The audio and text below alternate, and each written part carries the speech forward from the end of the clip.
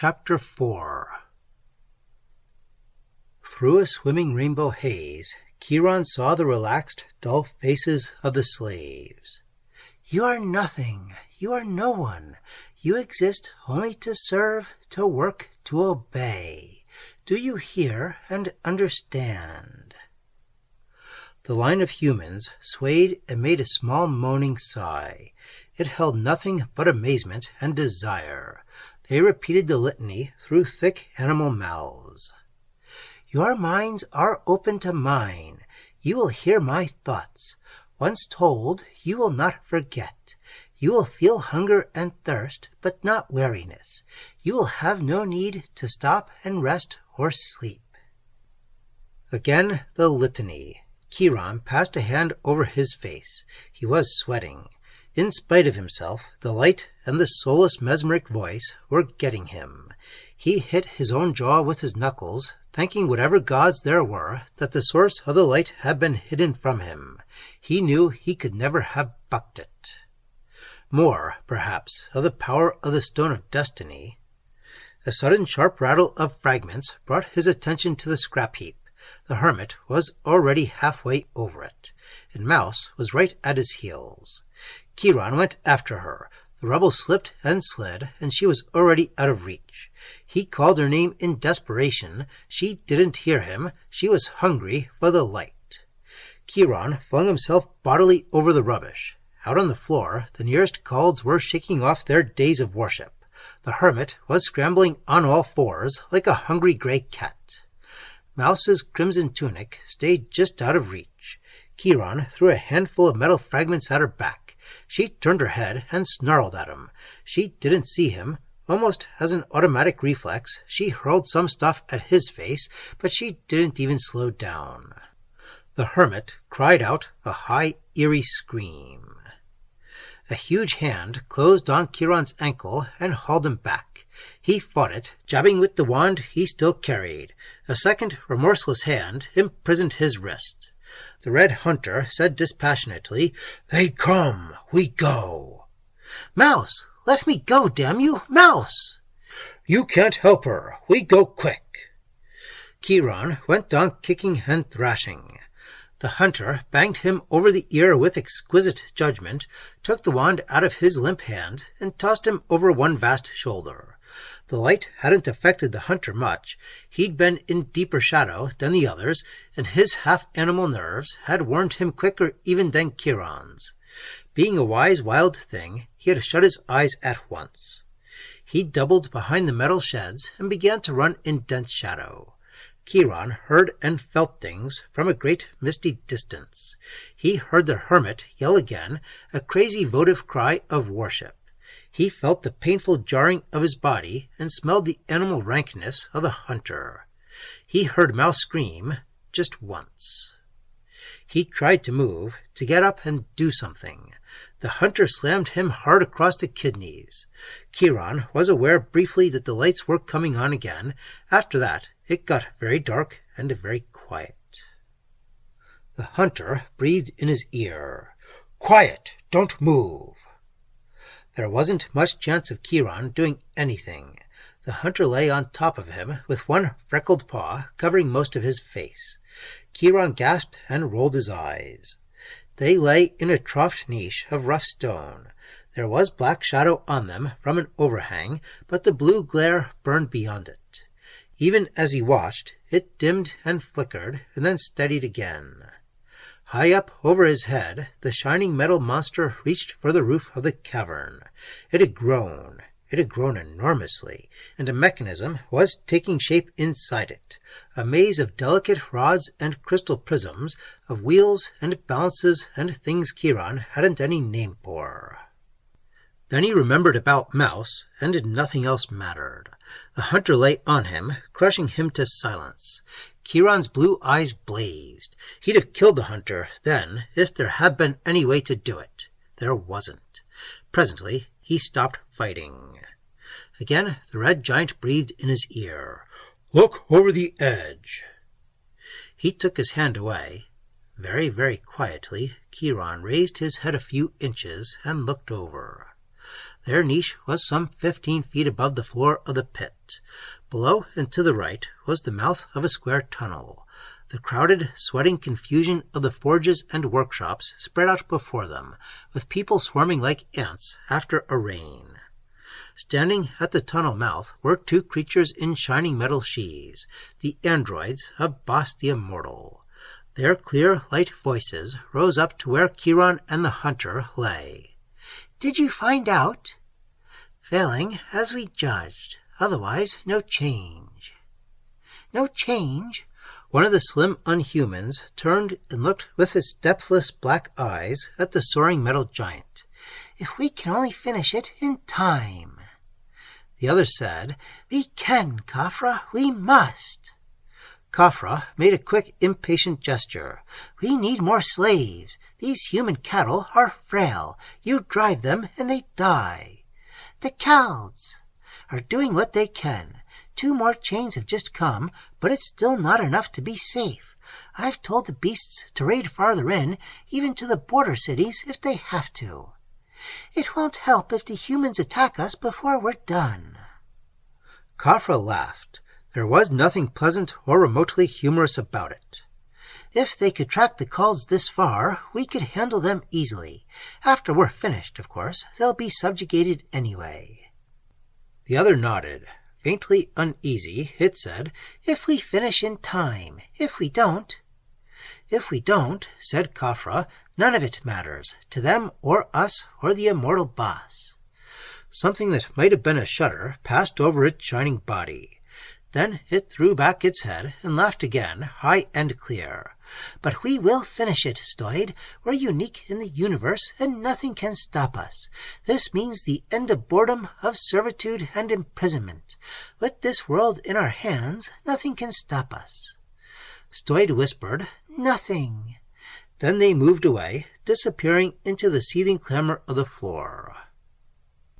The Red Hunter said, "What were they talking about?" Chiron shook his head. His eyes were hard and curiously remote. "I don't know." "I don't like the smell of it, little man. It's bad." "Yeah." Chiron's voice was very steady. "What happened to Mouse?" "She was taken with the others. Believe me, little man, I had to do what I did, or they'd have taken you too. There was nothing you could do to help her." "She followed the light." "I think so, but I had to run fast." There was a mist over Chiron's sight. His heart was slugging him, not because he particularly cared. He asked, "How did we get away? I thought I saw the big lights come on." "They did, and then they went off again all of a sudden. They weren't expecting it. I had a head start. The gray beasts hunt by scent, but in that stew pot there are too many scents. They lost us, and when the lights came on again, I saw this niche and managed to climb to it without being seen." He looked out over the floor, scratching his red beard. "I think they're too busy to bother about 2 people. No, 3. He chuckled. "The hermit got away too. He ran past me in the dark, screaming like an ape about revelations and the light. Maybe they've got him again by now." Chiron wasn't worrying about the hermit. "Subjugation," he said slowly. "With this world in their hands, nothing can stop them." He looked out across the floor of the pit. No guards. You didn't need any guards when you had a weapon like that light. Frail human cattle driven till they died, and not knowing about it nor caring. The world in their hands, an empty shell for them to play with, to use as they wanted. No more marketplaces, no more taverns, no more songs. No more little people living their little lives the way they wanted to. Just slaves with blank faces, herded by gray beasts with shining wands, and held by the android's light. He didn't know why the androids wanted the world or what they were going to do with it. He only knew that the whole thing made him sick. Sick all through, in a way he'd never felt before. The fact that what he was going to do was hopeless and crazy never occurred to him. Nothing occurred to him except that somewhere in that seething slave pen Mouse was laboring, with eyes that didn't see, and a brain that was only an open channel for orders. Pretty soon, like the woman up on the girder, she was going to hit her limit and die. Chiron said abruptly, "If you want to kill a snake, what do you do?" "Cut off its head, of course." Chiron got his feet under him. "The stone of destiny," he whispered, "the power of life and death. Do you believe in legends?" The hunter shrugged. "I believe in my hands. They're all I know." "I'm going to need your hands to help me break one legend and build another." "They're yours, little man. Where do we go?" "Down that tunnel, because if I'm not clear off, that leads to Bembiatha and Bas the Immortal, and the stone." Almost as though it were a signal, the blue glare dimmed and flickered. In the semi-darkness, Chiron and the hunter dropped down from the niche and went into the tunnel. It was dark, with only a tiny spot of blue radiance at wide intervals along the walls. They had gone quite a distance before these strengthened to their normal brightness, and even then it was fairly dark. It seemed to be deserted. The hunter kept stopping to listen. When Chiron asked irritably what was wrong, he said, "I think there's someone behind us. I'm not sure." "Well, give him a jab with the wand if he gets too close. Hurry up." The tunnel led straight toward Bembiatha, judging from its position in the pit. Chiron was almost running when the hunter caught his shoulder urgently. "Wait, there's movement up ahead." He motioned Chiron down. On their hands and knees, they crawled forward, holding their wands ready. A slight bend in the tunnel revealed a fork. One arm ran straight ahead, the other bent sharply upward toward the surface. There were 4 Kalds crouched on the rock between them, playing some obscure game with human finger bones. Chiron got his weight over his toes and moved fast. The hunter went beside him. Neither of them made a sound. The Kalds were intent on their game and not expecting trouble. The 2 men might have got away with it, only that suddenly from behind them someone screamed like an angry cat. Chiron's head jerked round just long enough to let him see the hermit standing in the tunnel with his stringy arms lifted and his gray hair flying and a light of pure insanity blazing in his pale eyes. "Evil!" he shrieked. "You are evil to defy the light and the servants of the light!" He seemed to have forgotten all about calling the Kalds demons a little while before. The gray beasts leaped up, moving quickly in with their wands ready. Chiron yelled with sheer fury. He went for them, the rags of his yellow tunic streaming. He wasn't quite clear about what happened after that. There was a lot of motion, gray bodies leaping and twisting, and jewel tips flashing. Something flicked him stunningly across the temple. He fought in a sort of detached fog, where everything was blurred and distant. The hermit went on screaming about evil and the light. The hunter bellowed a couple of times, things thudded and crashed, and once Chiron poked his wand straight into a blood-pink eye. Sometime right after that, there was a confused rush of running feet back in the tunnel. The hunter was down, and Chiron found himself running up the incline because the other way was suddenly choked with Kalds. He got away. He was never sure how.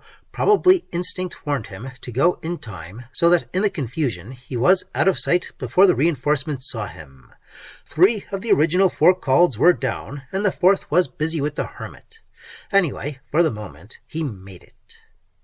When he staggered finally from the mouth of the ramp, drenched with sweat and gasping, he was back on the forbidden plains, and Bembiatha towered above him, a great golden titan reaching for the red sky.